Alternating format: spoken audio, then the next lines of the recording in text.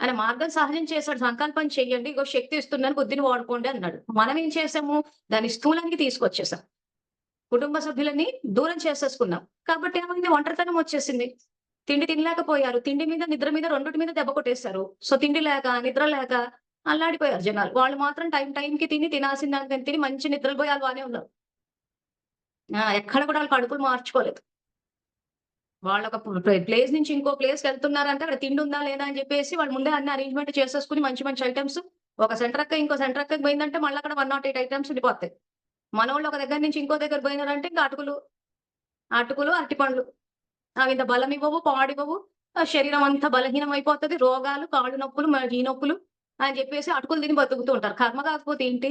చేసుకున్న పుణ్యానికి ఇంట్లో బియ్యము, పప్పులు, గుప్పులు, పళ్ళు అవన్నీ పడుంటే కాదని జెప్పేసి చేతులు, కాళ్ళు అని చెప్పేసి అటుకులు తింటూ కూర్చుంటారు. ఆరోగ్యాలు పాడవవా?